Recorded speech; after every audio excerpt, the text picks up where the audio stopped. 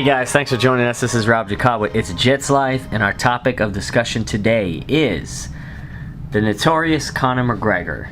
Should Conor McGregor get a title shot, or shouldn't Conor McGregor get a title shot? So I'm going to explain a little bit about why I think McGregor should get a title shot and why he shouldn't get a title shot. So let's go ahead and start with why Conor McGregor should get a title shot. It's obvious the biggest thing that comes to mind when you think of Conor McGregor getting the next title shot is dollar signs. So I want to play a little clip here for you of some of his recent trash talking. Feel no pressure whatsoever. A man that wears a suit as good as this does not feel pressure. However, moving around is difficult. In and out of the gym, I have to dodge pantyhose. The support out there was unbelievable. It was green walking out there. The place was green. It was green flags. Leprechauns floating around. So basically that's a pretty funny skit there, but I mean, I could go on for hours on YouTube and watch these different skits and different punchlines he's constantly throwing out there. He's kind of like a mini Chael Sonnen. Obviously Chael's gone now, so Conor McGregor seems to be stepping in and filling that role, and I think pretty much he's selling himself to not only the fans but to the UFC to give him the title shot. Not only does it make sense from a business standpoint because it's going to create obviously a lot of revenue for the UFC, but it could do so much more. It will create the revenue. If by chance he beats Jose Aldo, I mean that would be obviously huge for Ireland and all the surrounding countries. But Brazil, it would be a little rivalry between Ireland and Brazil. I mean, you heard Jose Aldo, he's the king.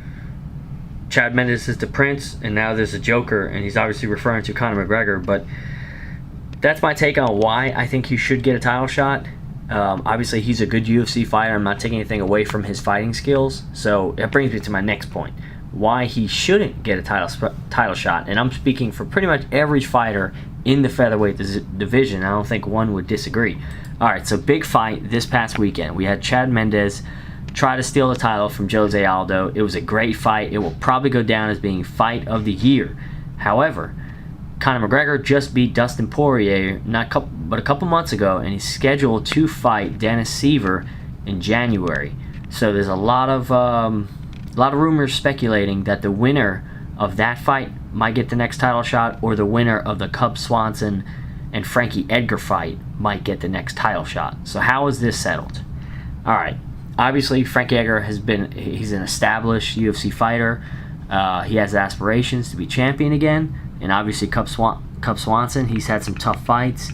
He's looked really good, and he's a contender as well. So Conor McGregor, he's on a roll. I believe he's 4-0 in UFC.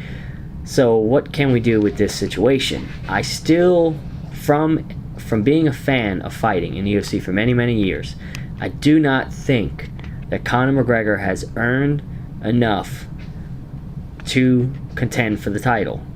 I'm not taking anything away from him. I think he's a great fighter. His stand-up is very crisp. It's sharp. He's fast. He's technical. I just haven't seen enough of him yet.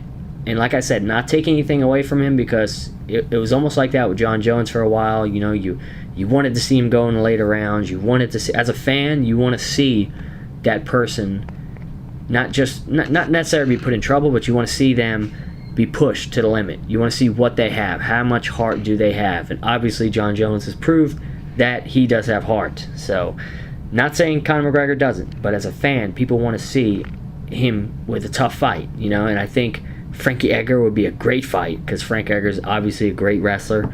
Cub Swanson might be a good fight. I think Frankie Edgar is a little bit better than Swanson, so I don't know. But as a fan, I do not think he hasn't fought any really, really good wrestlers.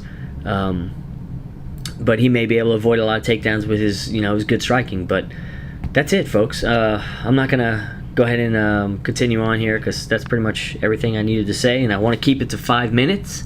So our next topic is going to be on the upcoming announcement with Chris Weidman versus Vitor Belfort and Ronda Rousey versus Kat Zingano. Thanks for listening.